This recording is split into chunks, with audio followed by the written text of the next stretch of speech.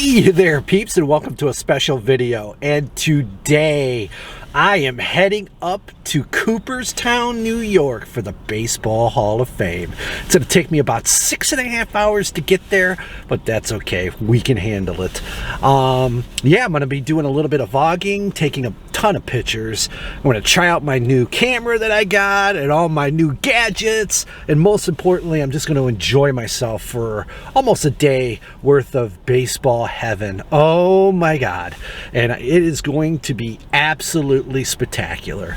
So as always, my peeps, get that favorite beverage, sit on back, crack it open, and enjoy today's episode.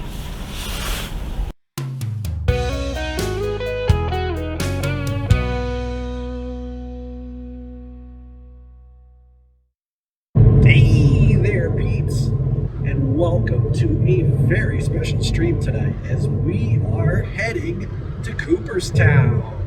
Yes, we are the Mecca of the world, the freaking 11th, what do they call China again? The 9th wonder of the world? Like the 13th wonder of the world or something like that. But yeah, it is the Baseball Hall of Fame. It is heaven on earth. I've been there one time, and it was back in 2013. And it was just off the hook unbelievable. Off the hook unbelievable. And we're going to go back to technically tomorrow morning. We're going to get there at 9 a.m. as soon as those doors open. And we're going to have a good old time.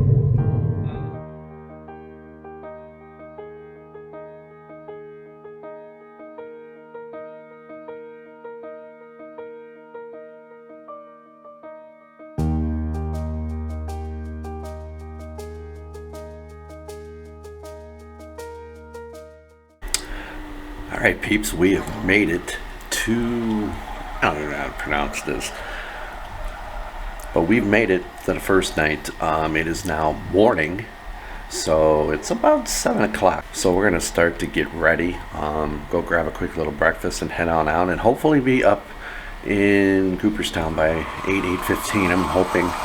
There's the coffee that's in the background. Holy cow, that's loud. But yeah, we're sporting the BGT shirt, of course. Got it all ready to go. I don't know if we're going to be exposing it too much. It's only 10 degrees outside right now, so it's going to be interesting. That's to say the least. Alrighty, we are back on the road early morning. It is freaking brutal cold. I mean, I don't know what it is. I mean, I think I'm over exaggerating maybe a little bit, but I'll tell you, it is bone chilling cold out here. It is so beautiful though. In the same breath, yeah, it's pretty cool looking, and it's going to be entertaining, that's to say the least. So like I said, I'm probably about 20 minutes outside of Cooperstown. I might change my plans a little bit. Maybe I'll just go to the Hall of Fame first, and then in the afternoon maybe cut out an hour early and get out maybe 3 o'clock, 3 o'clock, or maybe for lunch. When we look around for lunch, we can take some photos of that. But yeah, it is, I'll tell you right now, it is cold out here. Wow. But it is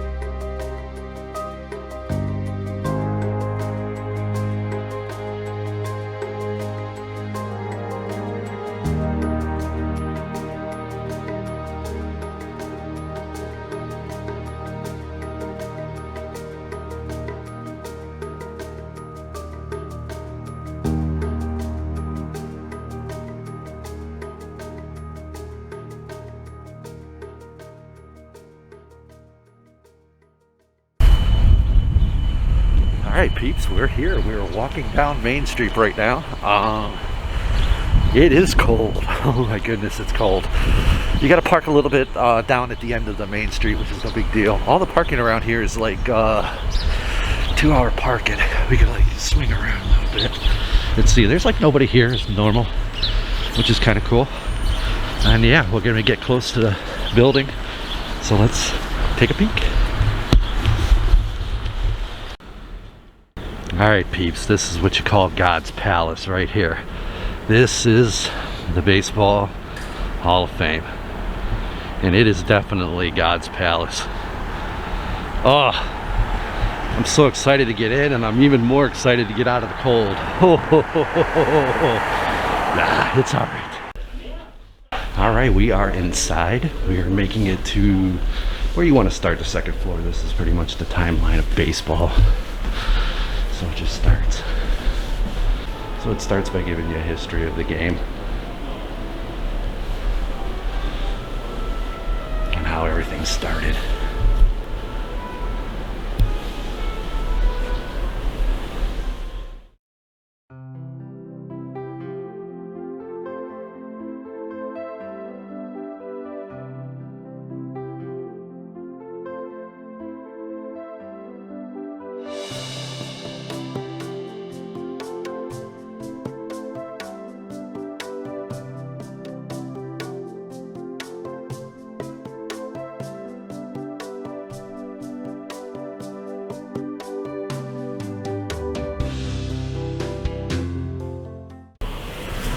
One thing about baseball, it has always stood the test of time. And if you look here at this here is a proclamation by Pittsfield, Massachusetts, prohibiting the playing of baseball near any town meeting house.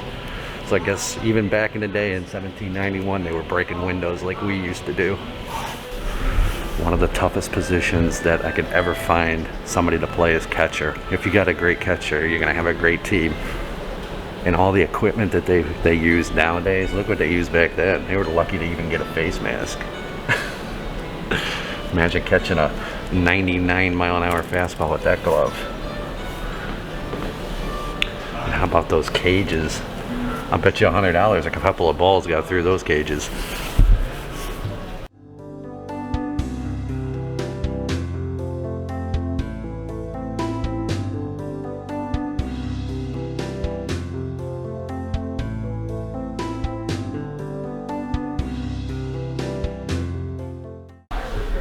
As we move into pretty much, this is now the timeline, and it starts of course with Honus Wagner, arguably one of the best shortstops in the game, even though he played a very, very, very long time ago. He's still considered to be one of the best in baseball, including 3 National League championships.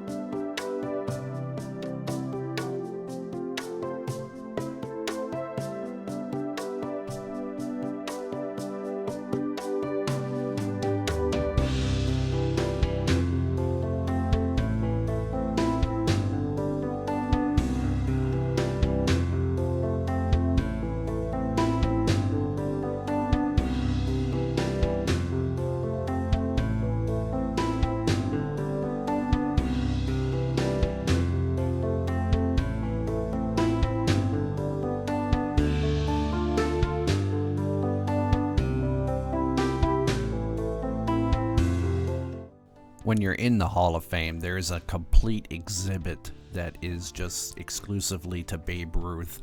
A lot of people don't realize that he actually started his career with Baltimore before he was traded to the Boston Red Sox. And of course, we all know what happened there.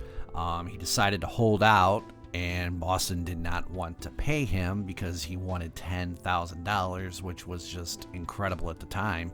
So they sold him to the Yankees. And it just became the the curse of the Bambino after that. And he would go on to not only pitch, but become one of the most exclusive hitters, home run hitters of all time. And this was just some of the pictures that I took from that exhibit. As you can tell, Mr. Ruth was a little bit of a glamour boy, should we say. He had a lot of incidents, a lot of things, but he made a lot of people money, and he made a lot of money for charity, that's for sure. In the Baseball Hall of Fame is a special section for the Negro Leagues. And prior to 1890, actually whites and blacks and even Latinos did play together. There was actually 30 blacks in the white leagues back then. But then after 1890, and with everything going on, they decided that blacks weren't allowed and Latinos weren't allowed, and it was just pretty much based on color of their skin. So a lot of the Negro Leagues during the winter would play in Mexico. So you had some really, really fantastic players too. I mean, the record books would be insane right now if we took in count all of the people that played prior to 1947.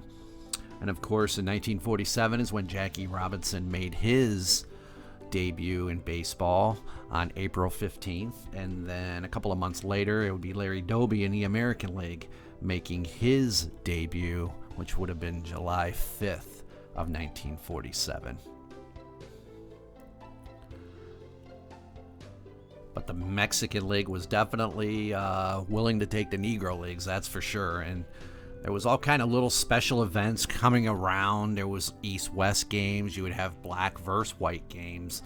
A lot of them was for charity. A lot of them made a lot of money for owners. And eventually, as we know, we would break the color barrier.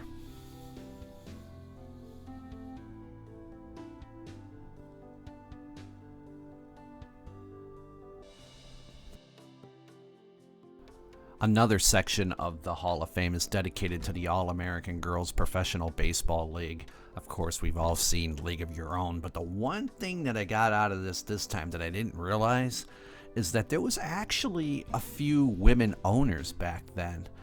And if you think about it, how could a woman be an owner? Well, they inherited the teams. So even back then, there was like no women, and the only way that they can even get into the game was if their family had money and they got inherited the team, which happened to the Chicago Cubs for sure, and a few other teams.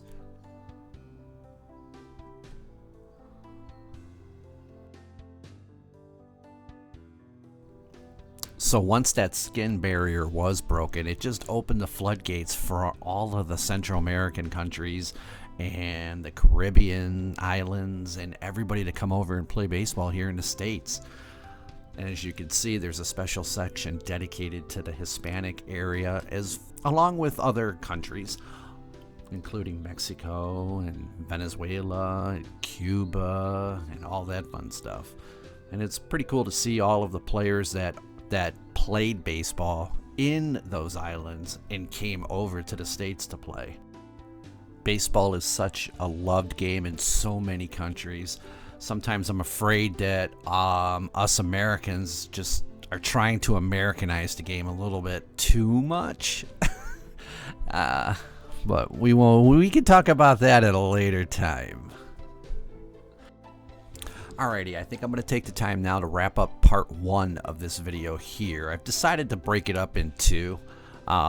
Instead of making it about a 30-minute video, we'll break it up in about 15 minutes apiece. So yeah, I'm going to wrap this video up now. I hope you guys enjoyed the first half of this, minus all the audio and glitches here and there. As always, if you like the video, go on and hit the like button. If you haven't subscribed to the channel, make sure you go on and do that. And as always, my peeps, bye-bye babies. And don't forget comments. Comments is beautiful. Don't forget comments. Later. Till part 2. Bye.